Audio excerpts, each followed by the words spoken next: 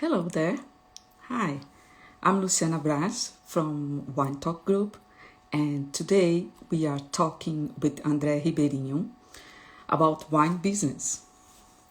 And we are going to talk about what customers see from the customer's point of view. So it's going to be a really customer centric talk. It's kind of a small note to for the small wineries to wake up and all related to that. I just call André. I believe he doesn't need any introduction.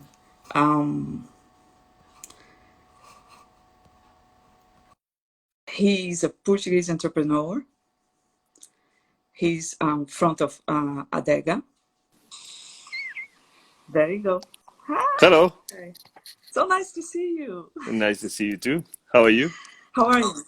I'm fine. I'm good. Yeah, I'm good. Good. I saw your pictures. It's kind of torture to see all the good food and the good wines. And I can't go to Portugal. Yeah, there's confinements and COVID and all that thing is horrible. But then Portugal is not the worst place to be when it comes to be to spend the time like that. That's the It's good. best place ever. How's It's Seattle? kind of an invitation. So everybody's craving to go to You, Portugal now. you have to come. You have to come. Yes, it's a must. How's Seattle? Are you in Seattle? Yes, I'm in Seattle and the summer ended apparently because it's raining and gray. Oh, We never know, but it's good. It's good. It's not too hot. It's not too cold. It's just perfect. And I have my last drop of my port. oh. What are you drinking? 96 Barros. Like Colheita. vintage? Colheita. Ah, colheita. Colheita. Yeah, Yeah, I'm having some whites. good. That's good. So, we met a long time ago, and every time we meet, we talk a little bit too much about True. about customer behavior, about Yes. marketing, about business and wine business, and how short-sighted most of the wineries tends to be, especially the small one, right? So we talk a lot about that, and I want to hear about from you what's that about this thing that's going on now. Like, let me explain. COVID was here. Everybody was trained in the house. And every single winery, the small one, the big ones, whatever, they have this necessity to go online somehow and to make some money somehow, right? So they got this panic attack, like, let's go online and all this kind of stuff. So everybody was doing lives and tasting and all sorts of things. And now everything starts to easy a little bit. And I start to hear again, oh, we don't need that anymore. We can go back to old practice. And it's kind of nerve wracking. And I know you feel that too. It's like, what's going on? There is all this progress that you had to do. You had no choice. You had to do. You're there, like your first step has been made. So I want to hear what you have to say about all that. This is it's it's challenging, but at the same time,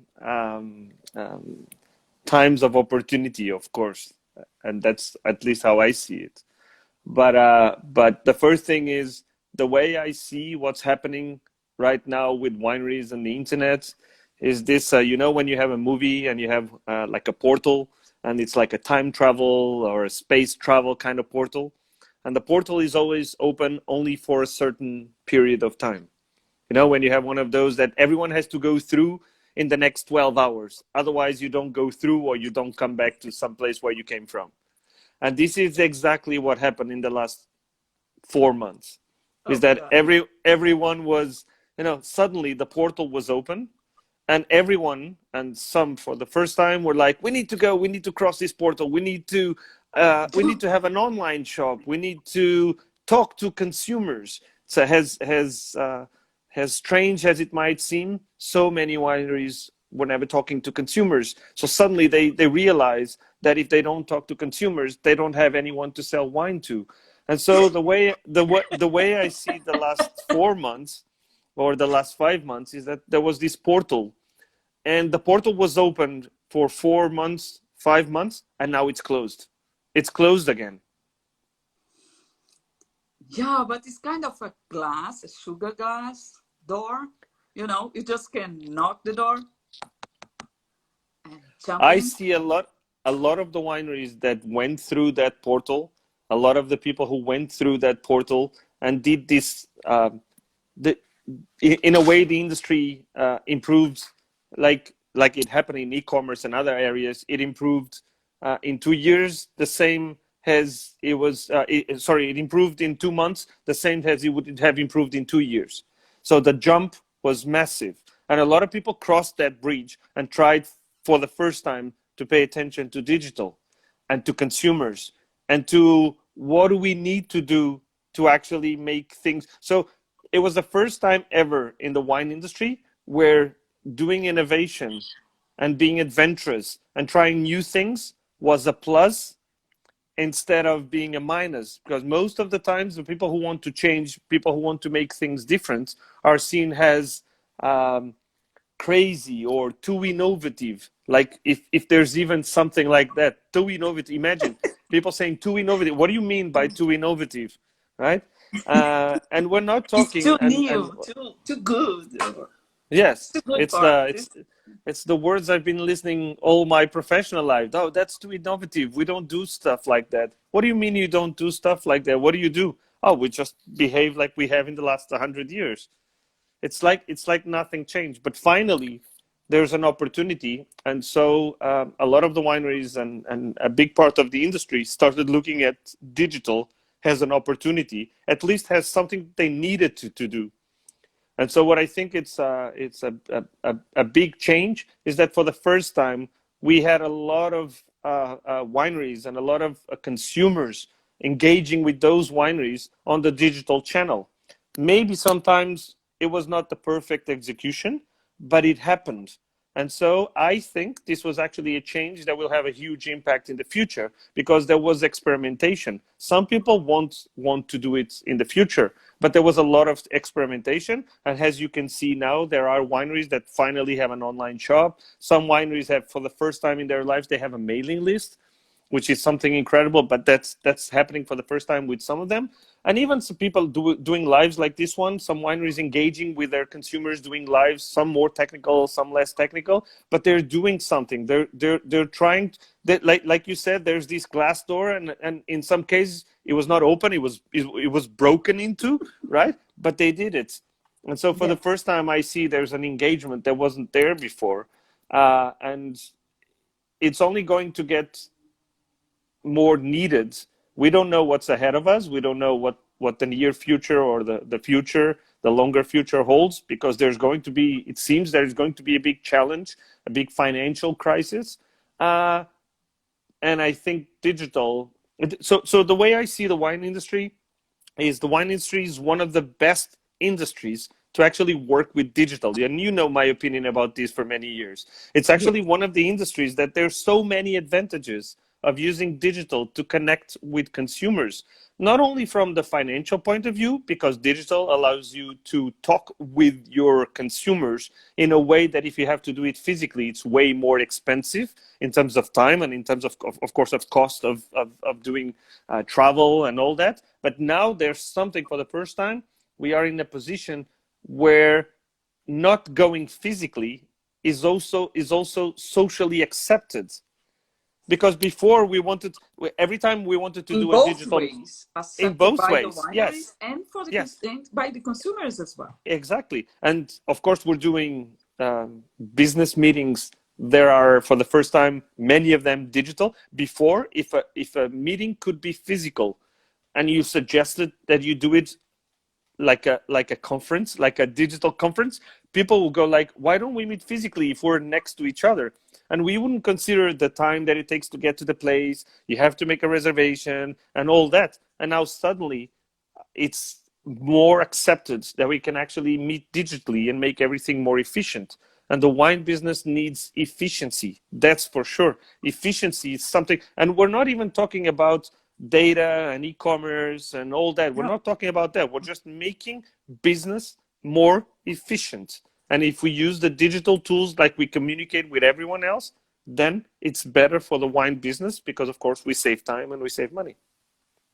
And it's incredible to me how much was strange to most of wineries that their money came from the consumer, that they need the customer to buy their wine for them to progress, to survive, or to grow, or something like this. It's like, did you know already? But anyway. I think there was the way the wine industry had been working for many, many years. There are, of course, examples that are contrary to that, but most of the wine industry has been working in a way that the wineries would sell wine to The a distributor, distributor or an merchant, importer, and then they would sell to someone who would be selling to the consumer. So they didn't think of working with consumers because they had someone else who would do it for them. And because digital actually makes people research information and wanting to get in contact with all these brands, they were kind of forced many years ago when the internet started catching up. They were kind of forced to talk to their consumers. But even with that need, even with people emailing companies asking for information, many of them wouldn't answer emails or wouldn't have a proper website or wouldn't. And so what happened in the last 6 months is that suddenly not only they have a website, but they actually had to sell online, they had to talk online, they had to do presentations online. Otherwise, their brand would come into sort of a hide place. But it's interesting a black because hole. even it is, and it's interesting how the wine industry even works with this. Like so many things like answering emails and having a proper where to buy page and all these things are still not found everywhere, but suddenly doing lives on Instagram became something that everyone else was doing, so I need to do too, Yeah, right? And so you yeah, see even the more conservative wineries had to find a way to do something that was on Instagram because everyone else was doing. And that's not all bad. That's experimentation. And if yeah. they're doing that, at least they're trying to engage and they're trying to build something. Of course, then the better ones will get more. They'll progress and they'll do more things. Some people were selling wine and doing live tastings with that. They still are. They've created new revenue channels because of that, and others will go back to the traditional model. But we've evolved, and that's a good thing. Yeah, all this traditional and history about how they sell the wines and how the wines are distributed around the world, especially in the US. You have at least three layers of business between the customer and the wineries, and the wineries were used some place here in Washington State and California. They sell over 85% at the store, at the winery, at the tasting room. So they some of them are really engaged because they have a tech background, but some of them just no, people come here, they buy everything, I sell everything, I don't need that. And now they woke up and they are selling direct to the customer, and they realize they can cut costs and, as you said, be more efficient and make more money out of it. And for me, the most important thing out of this is putting the customer in a first place, in a center, in a target point. and you focus on the customer because you have no alternative. You have no other way to do it. So it's like, oh my God, I need to look at my customer. I need to talk the way they talk to. I need to communicate the way they can understand me. And this is like basic principle for any business that deals with customers and public in general, but somehow got lost and all that. And all this perception that the wine consumer, the wine buyer needs to be educated, needs to understand my wine because my wine is the best one. I made with passion and everything. Great, it's fantastic. You have great wine, it's made with passion. You have 400 years of history and everything is great. But come on, you need the customer to survive. And if the customer don't understand what you're talking about, they won't go to the university. They won't go to do a master of wine to understand what your wine is about. You know what I mean? So we talk about that a lot. I'll give you an. I can't go ahead. hear that. Like, oh, the wine customer needs to understand, needs to be educated. And we cannot put wine in a can. You cannot put wine in a box. This is not good wine. And you see like big brands that has a very good reputation in the market saying, you know what? No, I'm going to put my wine in a box. I'm going to put my wine in a can because I want the young people to buy my stuff. Of course. This is one of the. I want you to say to people what I I'll give you an example of something that we're actually doing on Adega that it's been sometimes challenging to explain to some of the wineries that work with us. But then when they see it working, they understand what difference it makes when they think about the consumer and not about themselves. So one of the things we have is these wine packs. So you can buy 6 bottles or you can buy 12 bottles. And we kind of suggest that the wineries make their own wine packs. And every winery, when we ask for a wine pack, what they do is they do either a pack that has different vintages of their wines, or a pack that says, discover this winery, or a pack that says, it's all about me, me, me. This is how they design the packs. And of course, then the consumers, some of them are interested, but most of them, they don't understand why they should be buying different vintages of the same white wine, or, it matters for a small fraction of consumers. But then when we suggest to them that they think about how the consumer, how those wines will actually fit into their consumers' lives, it totally changes. So one winery changed their, different whites from the winery to discover to something that was the super pack of the top sales for the summer. It solved all these problems for the consumer. The consumer was buying the best sellers immediately on a single pack, and it included it didn't mention vintages, it didn't mention regions, it didn't mention any of that. It just said, if you buy 12 bottles of these, you'll have plenty of wine for the rest of the summer. Don't worry about it. You're going to be fine. Yes, you're helping them decide to have your wine and not someone else's. But because you found a reason to fit your wines into their lives, not because they changed their lives to drink your wine. And there was a massive success. Suddenly people were like, the producer couldn't understand, how come I'm selling these wines and I don't sell these wines everywhere else like this? Said, yeah, you should start thinking about it. So suddenly, and this is happening, of course, every time we do a new pack, this comes into the discussion, because what people think is, how am I going to make a pack so that people can discover all the wines that I have in my portfolio? And nobody cares about your portfolio. They care about their lives. They care about who are they going to have a meal next weekend. They care about the next big birthday of the family. They care about impressing their boss, their girlfriend, their boyfriend, whatever. What they care is how your wine makes them look with the other person, how your wine makes them feel better. It's not about you explaining what the winery does. If you can do that, great, but that's not the main point. But because it's ingrained. The people that buy wine because of the wine itself is very small Yes, exactly. portion of your Exactly. customer. It's like just the Exactly. geeks, the wine geeks and wine nerds. And you can design packs and labels and wines for that Of course. specific group, but it is a tiny fraction. If we want to talk about sales and success and having something that is consistently selling, then we need to design products and labels and text and landing pages and all that to an audience that is engaged and keeps wanting more. So now what's happening is that we get consumers asking, can we have more packs like that? Because that's the kind of thing that I want. I want something that fits into my life.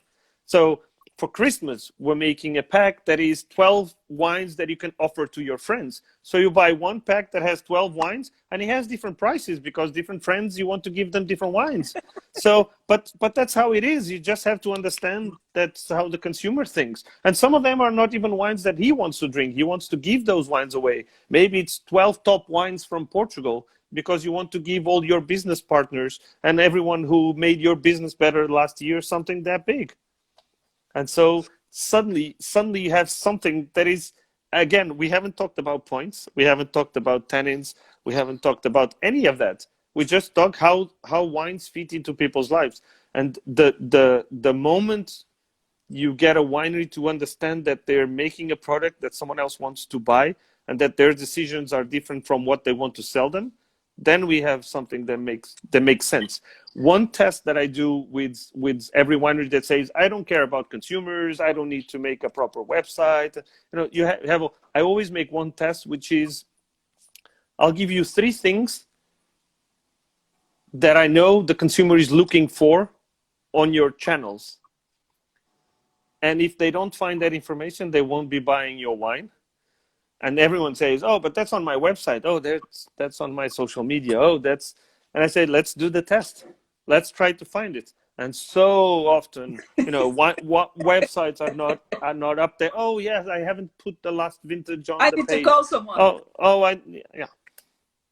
And Yeah. so it goes from deciding how to present your products to actually doing a good job of presenting not only form, because you need to have the content and you need to have all the information there, but also emotion. That's the other thing. We're trying to sell a product that is totally emotional, the way we drink wine. The reason I'm drinking this Alvarinho is because Vinho Verde means something to me that is different from someone else. And I love drinking Alvarinho, and I love Alvarinho that has a bit of oak, but for me it's pleasure. Why would I be drinking something I don't connect with? It's not price, it's not points. It helps, yes, but it's so much more than that. But the way this needs to be sold to me is also different from my neighbor or from a family member.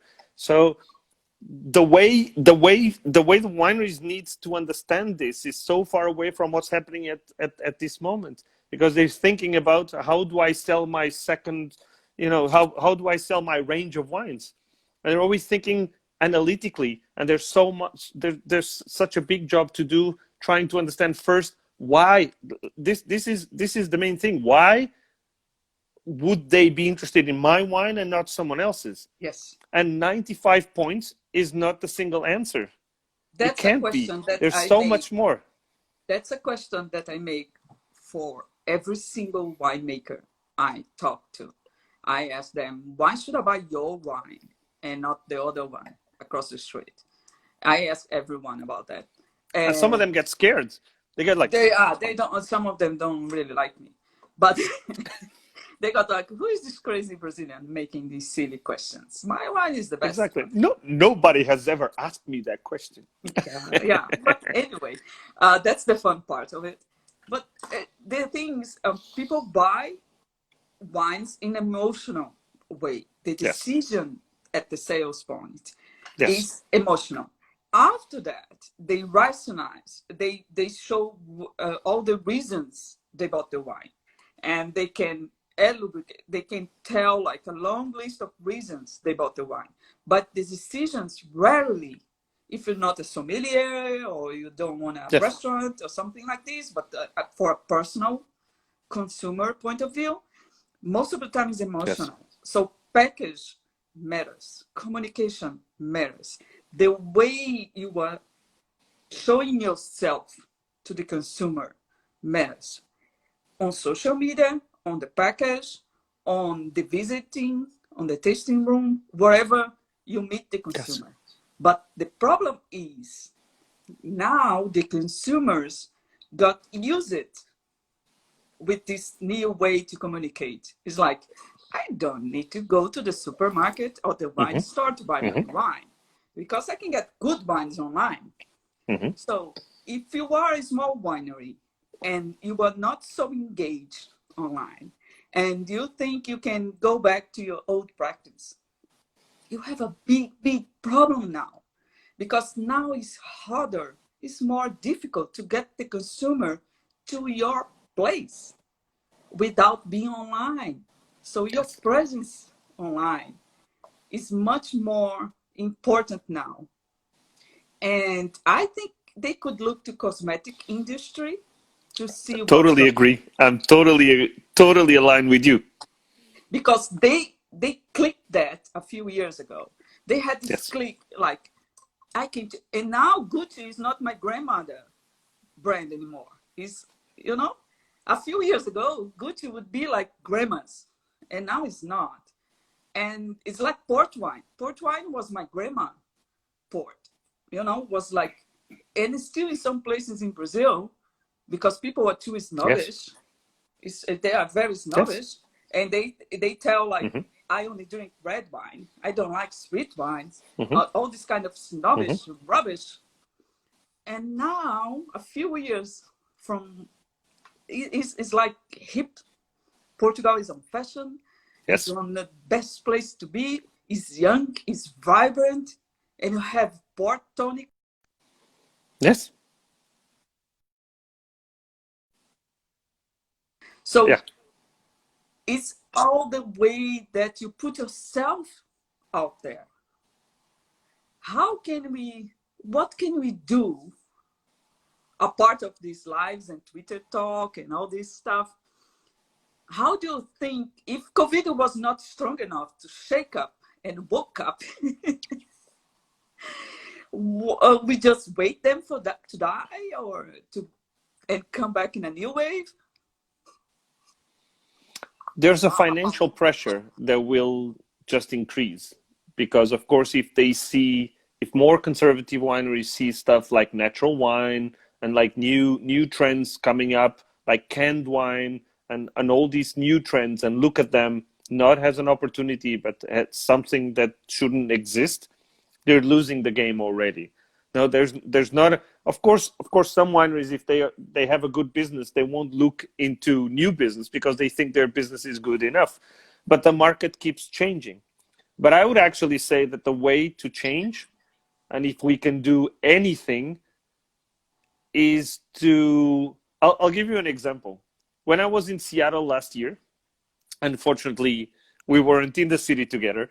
But when I was in Seattle last year, I went to this wine shop by the market at the end of the near the Starbucks, what they say it's the Starbucks Downtown first shop. spirit. Yeah, downtown. There's a wine shop there. Yeah, I call it downtown spirit. So one of the things that they have there that I loved were their shelf talkers.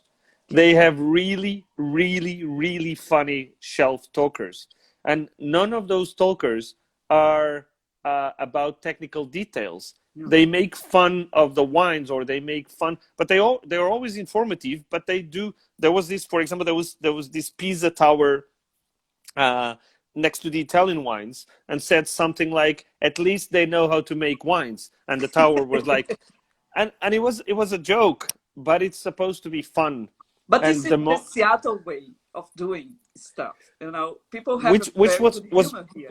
was a Yeah. great inspiration for me, because Yeah. the way I try to write even more now is to have that kind of fun, because Yeah. you're not diminishing the product, where you're actually valuing it, because you're making fun of it in a way that is engaging. More people will pay attention to it because you're talking in a language that is not technical. I'm not saying technical Even the language. supermarket are like this. Even the Exactly. Yes. supermarket are like Yes. this. And So and you and going and back to business, you need to buy your boss a wine. These are the most expensive here. yes. Yes. Yeah. Yeah. And why do we need to get around that? No, that's the way it is. Yes. If you want to make your boss happy, here's an expensive wine bottle. And you can even make fun. Maybe you wouldn't drink this, but maybe he'll love it. Why not? And it's okay. And I remember that shop, that was one of the good examples of wine shops that were playing around, making wine more. It's not dumbing down wine, it's making it more fun and using a language that doesn't need to be totally on the technical side, that is putting people, is pushing people away. Of course, there needs to be a bridge between this old conservative world and this newer world. And I think when you think, for example, about natural wine, you do see that natural wine is way ahead when it comes to not defining all the, not relying on points and not relying all these other things, which is great. But there needs to be a bridge between these two worlds, because a lot of people won't be going this far and a lot of people won't be going this back. And there's this huge chunk of consumers that you can pay attention to and talk to them. And like you said, when we exchanged messages yesterday, people assume that people who have money, wineries assume that people who have money have the knowledge to buy their wine. My experience is totally contrary to that. Yes. People who have a lot of money to buy wine, they need a reason to buy their wine. They and don't that care reason, about you. They don't need to be told. You.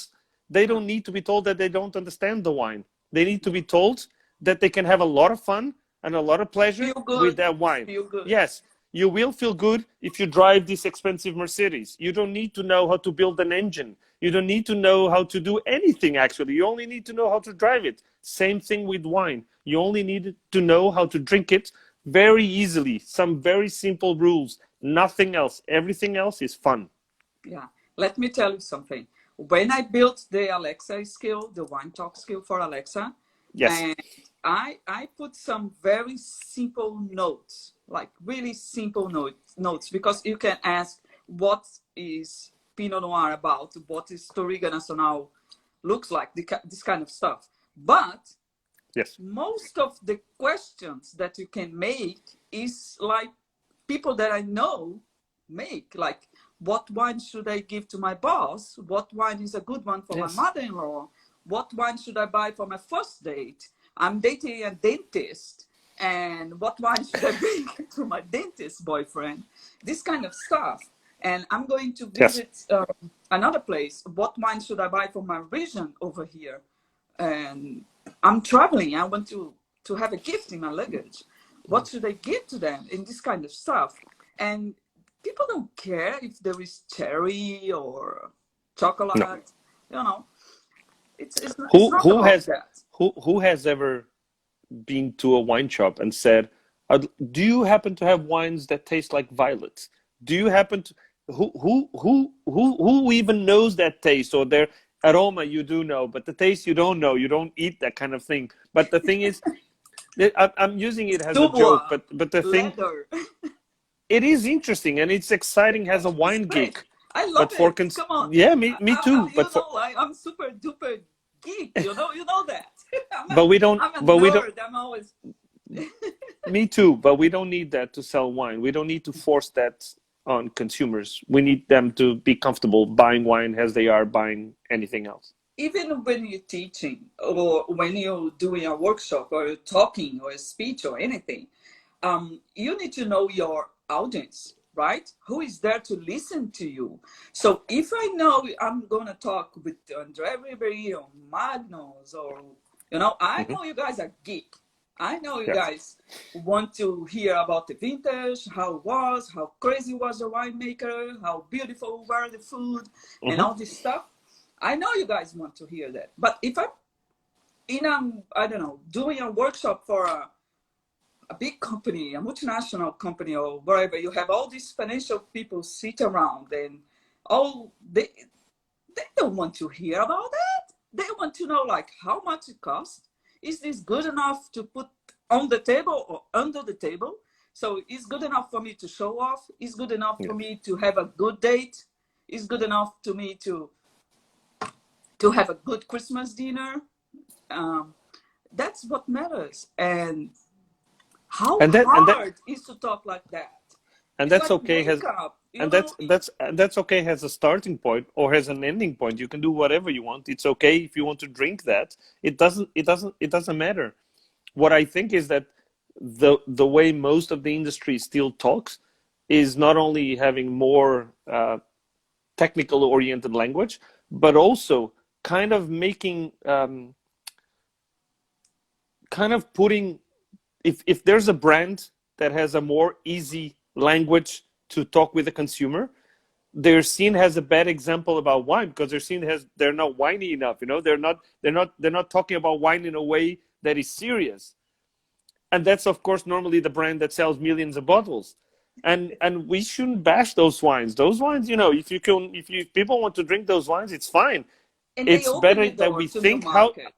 They open the door to exactly. new It's better that markets. it's better that we think how do we use the same language to try to get people to drink wines from small craft producers, to drink wines from other regions, to drink stuff that they wouldn't normally try to drink.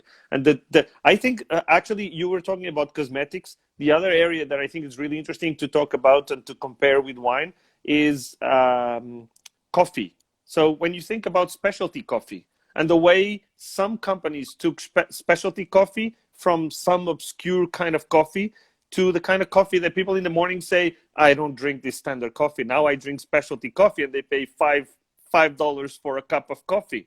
And that's good. It means someone else down the value chain is being paid more because that coffee costs that amount. And Yes. that's the work that we need to do. How they don't need to learn how to make coffee to enjoy a good coffee Yes, and to pay a lot of money for it. but that's very interesting because there is a cultural aspect of it. Seattle is a Yes, very coffee place. People really care about the coffee, the way they don't care about the wines, but they really pay attention to the coffee. And it's great because I love coffee. But on the other hand, Brazil got this snobbish coffee wave that goes to is very similar with the wine wave that we had in the US in the 90s and 2000. That is not good enough. It's supposed to do this way or this way. So you go to a coffee shop. Now it's on fashion in Brazil. They don't have sugar and they bash you if you ask for sugar. They say you're not supposed to drink coffee with sugar. You know nothing about coffee. You need to learn about coffee and then come to my store. And by the end of 2 or 3 years, they're now closing because people get scared and run of away. course. And I have this feeling that with the wine business, took like 10 or 20 years to people to get scared and run away. And what worries me is that COVID was not strong enough to wake people up, especially the small business. I was on the first Adega market, and I remember like the thing that came to me by the end of it was the surprise of all producers. All of them were like, I sold everything. Everybody loved it. It was so easy, so fun, so was not stressful like a wine trade fair. It was not Yes, complicated. People just want to taste and buy, and they are happy. They are coming back for the summer or for the winter, and they were surprised, like how easy it is to talk with the customer.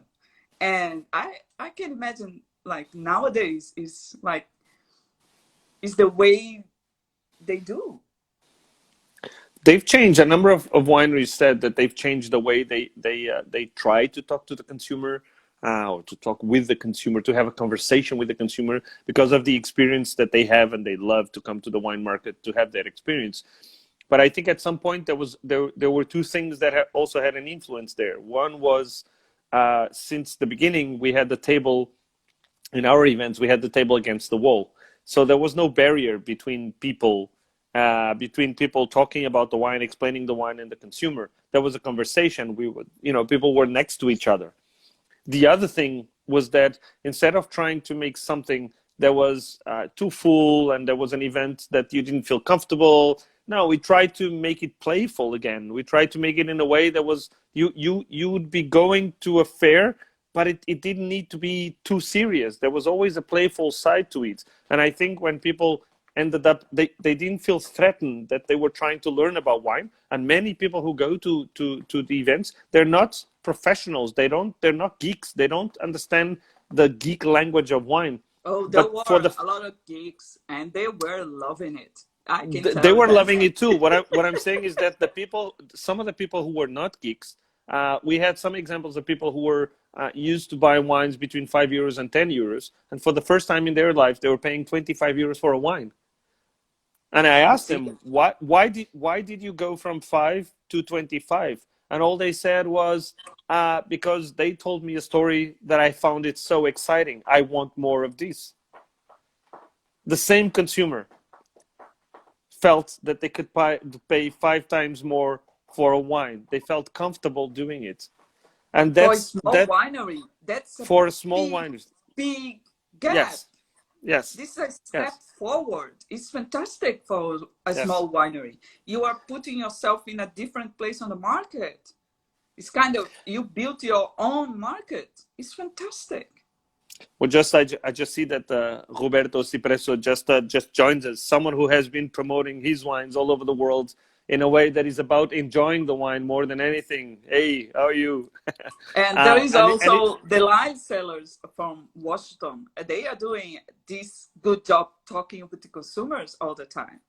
And which is great. They are the ones paying. They are the ones recommending the wines. This is why we go back to the beginning of the conversation, where if you go to an event, someone is going to learn about your wine from you, but you had to be there yourself. But you can actually do it with digital without tasting. You can have a conversation. You can explain what's going on. You can share your passion about wine doing a video like this, or sharing anything. You don't need again, we go back, for example, to something like influencers. People keep talking about, oh, wine influencers, wine this. Let them be. These are people who are evangelizing wine. They're talking about wines. They're talking about small wineries, big wineries, wine in a can, bag in box. It doesn't matter. Let them be what they are. They're explaining wine to someone. They're making someone else interested in wine.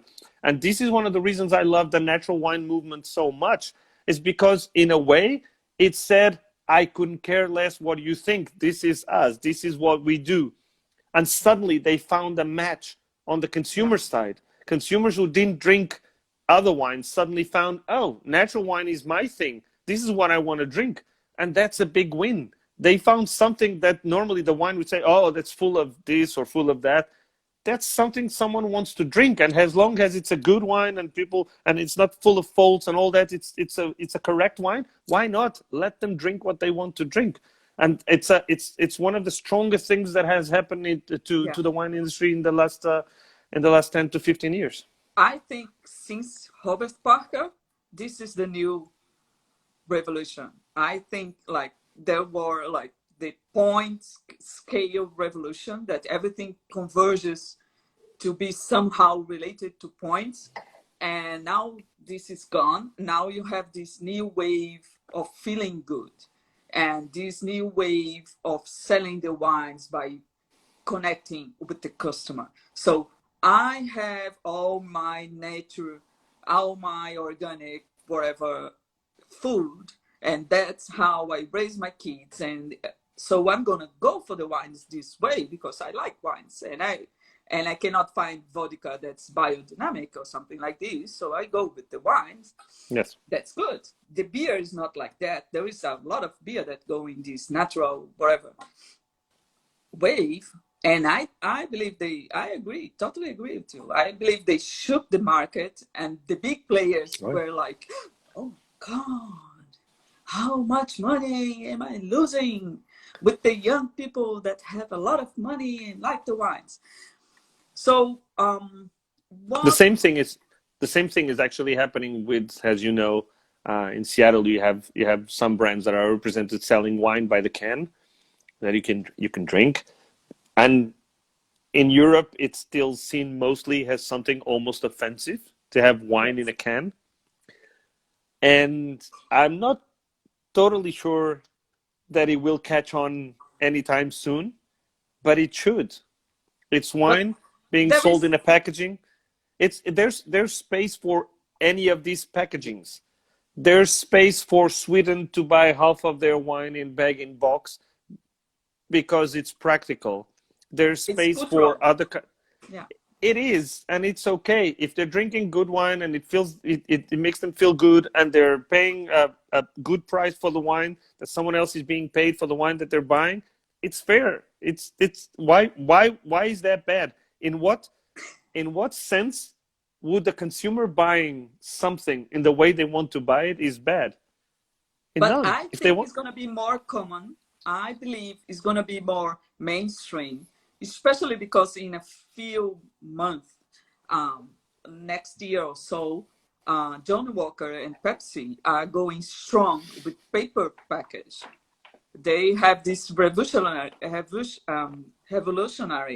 uh, paper bottle that's very yes, strong, and I believe there will be a big, big shake in all beverage market because you can reduce transportation costs, you can reduce carbon footprint. There is a lot that comes with that, and the players are big, and big players mostly open new markets. If people like it or not, that's the ones that open the doors to new markets. And if wine business don't go this way, it's going to be more expensive to sell wines. the smarter and the more dynamic wine businesses will follow some of these trends and will understand that they need to follow some of them and to get to new markets and to find new customers. And that's just how it is. The fact that you have a lot of people who don't want to change, if they have a good business, fine. But if they don't, they will need to find some solutions.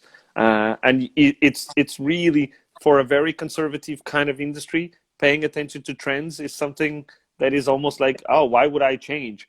And suddenly, whereas in other industries like cosmetics, like you were saying, or even beer, they're after, any new trend that they have, everyone wants to follow, because that's how they work.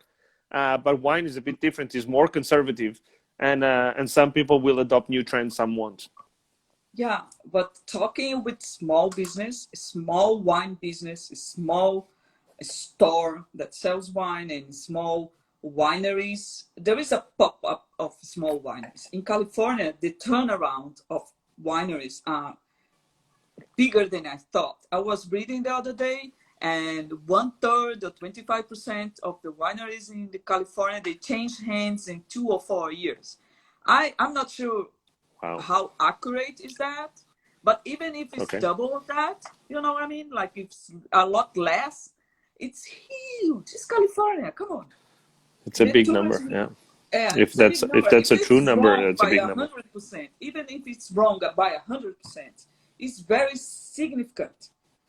So I'm thinking like I know there is a sea of small wineries online looking for some light, some solutions, some guidance or something like this, and they don't have the money to buy a accountant, counselor, or to pay someone to pave the way or do something for them.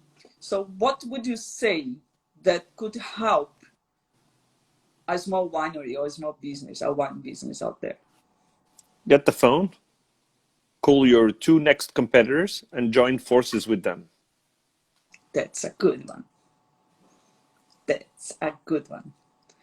It's one of the things that I think it's an opportunity that hasn't been used that much. It's collaboration between. It happens all the time in the beer markets, and it happens very little in the wine world, where you can, again, on last year in the US, I did see a number of urban wineries where you have a number of small producers getting together and sharing facilities and a wine bar. And so, if they have a wine bar, they have a channel to get to the It's consumer, very and that's common here, yes. and that's really interesting to see. But you have the rest of the world where you have small wineries with challenging finances, difficult to get to market, all those Bourbon, they challenges, do that. With and bourbon in Tennessee and Kentucky, that's how they do it. and And the they big have, and ones this always support the small ones as well. But this is the that's next step. That's the yeah, next step. that's a different thing.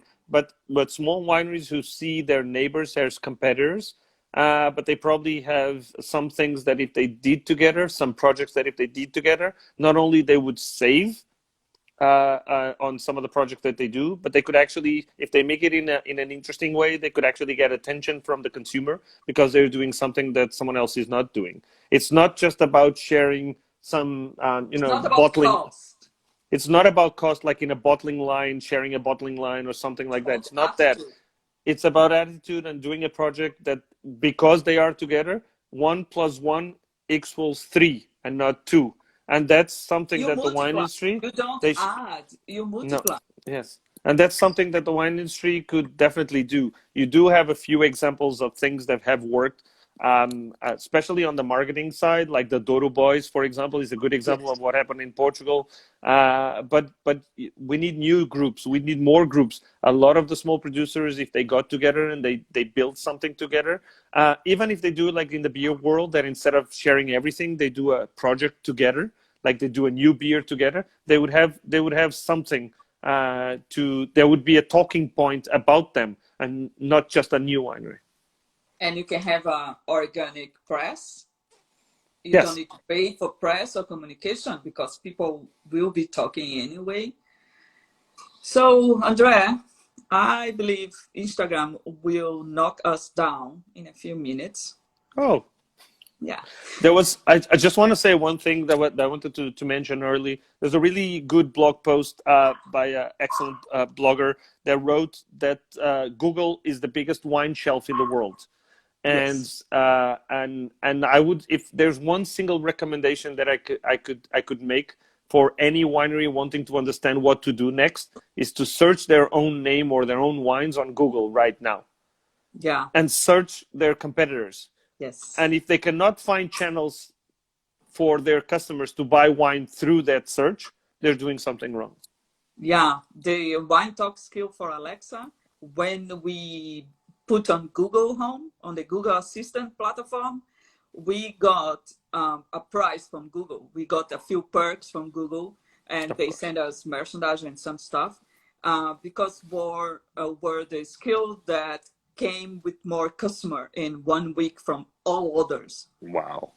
That's Yeah. how much people need these tools to help them put wine into their lives. If you're a winery that is helping the consumer fit wine into their lives, you will be selling more. It's that Yes. easy. So I want to thank you. No, It's very thank you for the nice to see you. invitation. It's a pleasure. Nice to see you. It's I hope we can have always a nice glass talking sometime soon. about business with you and customer behavior. It's always I don't understand what people asking you to talk about food and wine and traveling and all this good stuff that I see on social media. I don't know. I don't know. Yeah, yeah. But you should be talking more about business, and people should be. I agree. I would Yeah. love to. Okay. Thank you so much. Thank you very much for the invitation. It was a pleasure. Thank you. See you sometime soon. Bye bye. Bye.